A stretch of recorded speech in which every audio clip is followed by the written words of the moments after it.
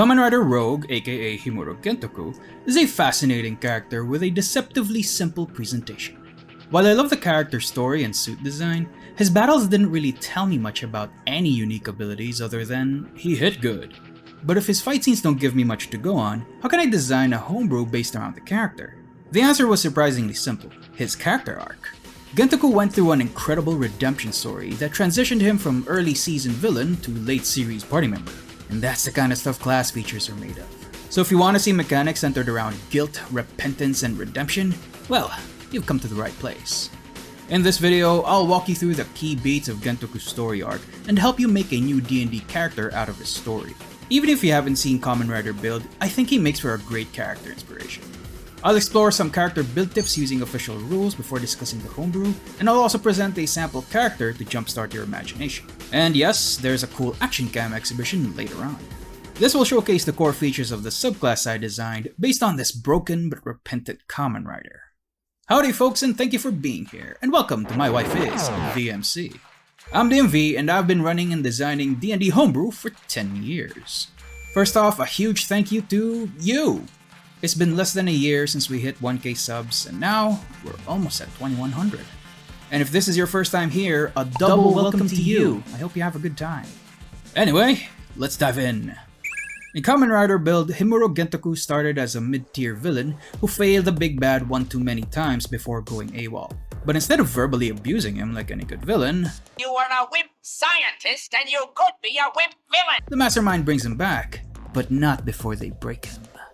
The evil organization subjects him to physical and emotional deconstruction, not just to teach him a lesson, no, but also to prepare him. See, at this point in the story, the warring nations have recognized the power of Kamen Riders. It's different every season, but if you're not familiar, Kamen Riders in build are armored warriors who channel a powerful energy source called nebula gas to empower themselves.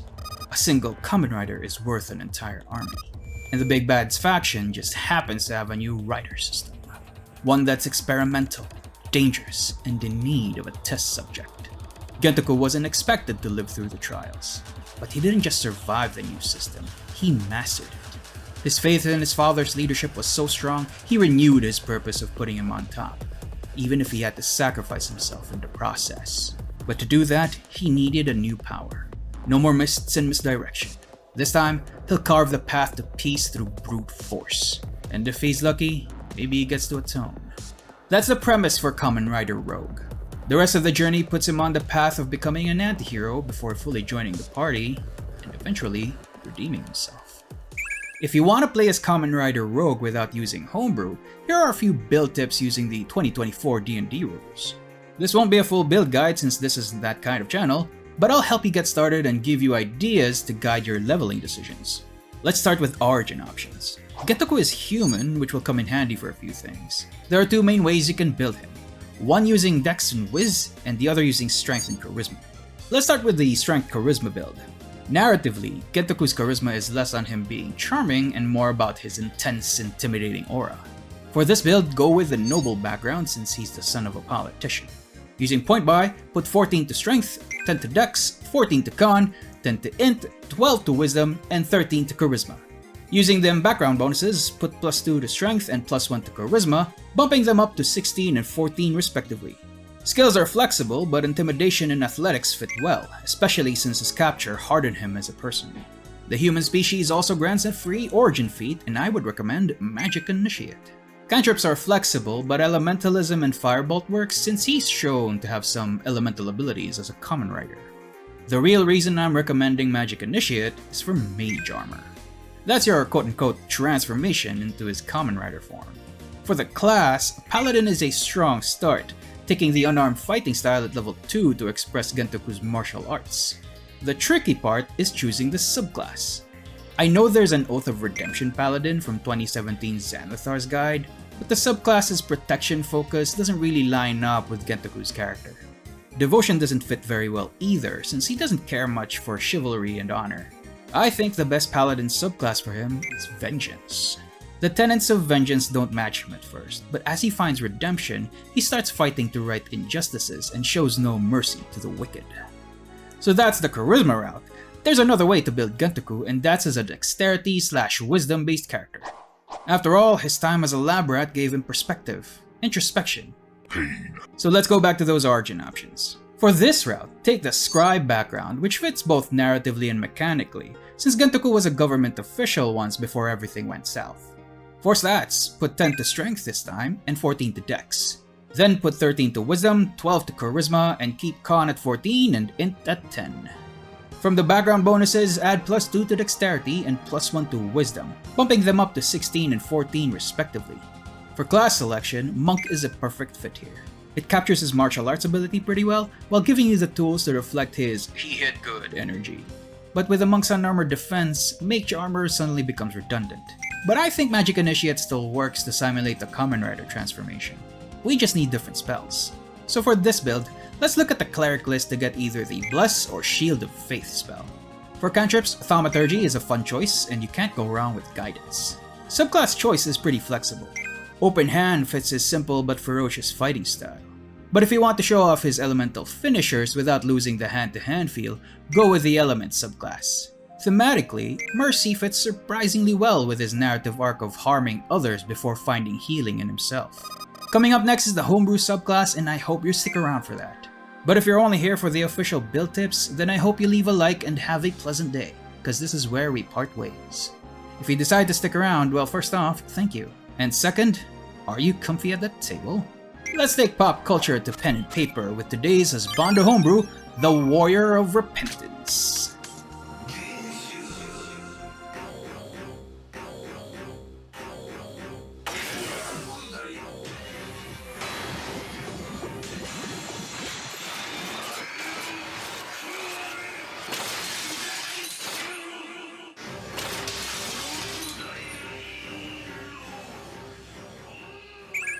If you've been following my channel, hello, thank you, hope you're subscribed, you'll know that I did Night Rogue a few months back. And that character was a scheming, slippery villain who used mist to strike down their targets before vanishing into the fog.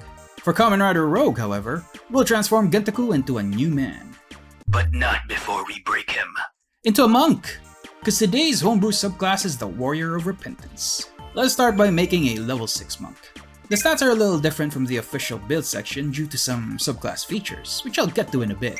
Magic Initiate for Bless or Shield of Faith is still a good choice, but I think taking Tough is also a thematically good feat. This is because the transformation aspect of the character is now baked into the subclass. And to jumpstart your character creation, here's a sample backstory to get your gears spinning. Himuro Gentoku stands in the middle of a test chamber, wearing a new device developed by his nation's brightest minds. Gentoku's body is still, but his mind wanders. Before all this, he was a respected politician, serving under his esteemed father and working for the people.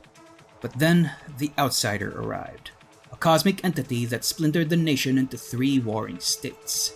To save his people, Gentoku chose to serve under the invader as its agent of subterfuge called the Mistwalker, all while plotting its eventual downfall from the shadows. But his plan didn't go as he'd hoped. Everything unraveled when he crossed paths with the champion of the resistance. His loss of the Cosmic Channeler began a string of defeats, and with each one he fell further from the outsider's favor. Stripped of both political clout and magical power, Gentoku was reduced to a shell of a man, but the outsider still had use for him. The entity needed someone who could survive his latest experiment, a device that would forcibly infuse a mortal with cosmic energy. Aimless and broken, Gentoku was thrown into a prison full of test subjects.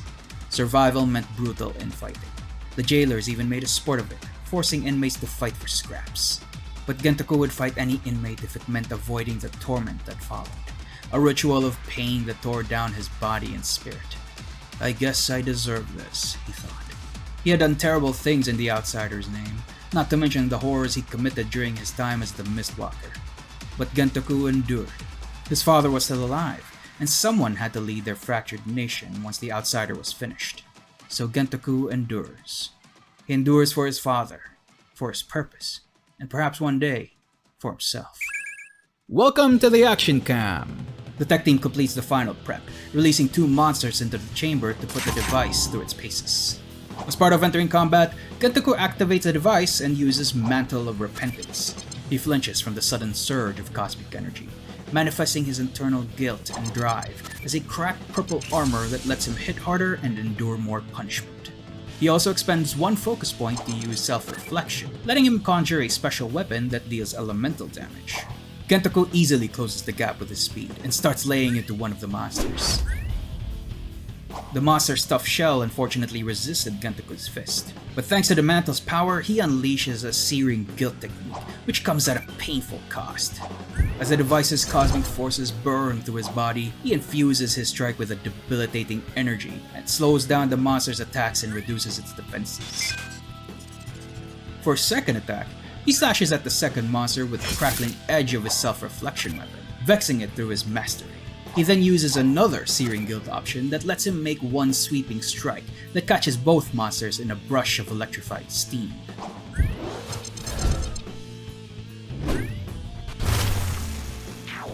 One monster remains, so Gentoku goes on the offensive using Patient Defense. As part of the scene bonus action, his Mantle of Repentance takes more of his vitality to renew its defensive barrier. The second monster retaliated with reckless abandon, but couldn't get past Gentoku's airtight defenses. As a clubbed fist whistles past Gentoku's head, he quickly snaps back with a powerful kick. With his foot firmly planted on the creature's torso, he channels the mantle's power once more and uses another Searing Guilt option. The cosmic energy eats away at him once more, but returns it onto the monster in the form of translucent jaws that dig into its metallic frame. A slow clap echoes throughout the test chamber, as embers of the expired monsters crackle in the air. Coming out of the shadows is the Outsider and the Relative Flesh.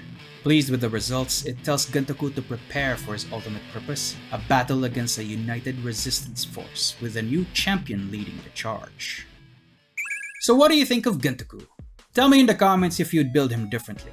And I'd love to know also if hearing about him from me made you interested in Kamen Rider in the first place. Anyway, be sure to check out links in the description for the homebrew content. It has a light version that has the first two subclass features for free. If you want to support the channel directly, our Ko-Fi or Patreon memberships have a $5 tier that grants you unlimited access to our shop. But if you really want a homebrew of your own, I have a $10 tier that gives you access to my commission slots. This month I made a subclass based on Genu's Sung, which was commissioned by OG Mallard Cosplay Battle. Speaking of Mallards, your membership puts your name among these esteemed Mallards on screen right now. MC, please honor our Royal Guards. Hello! It is I once again, the Mother Queen, and a very special thanks to these Mallard Royal Guards.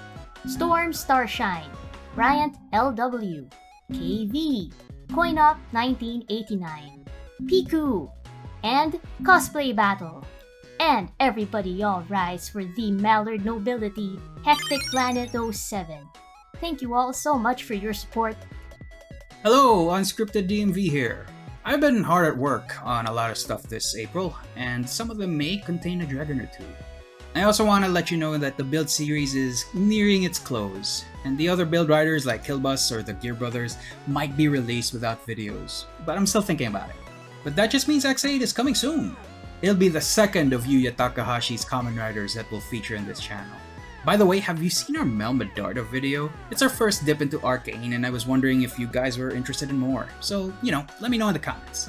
Anyway, I've rambled your ear off enough, I think, but if you're interested in that Mel Medarda video, you can see it on screen right now. Until the next time, my wife and I hope you have a great day ahead.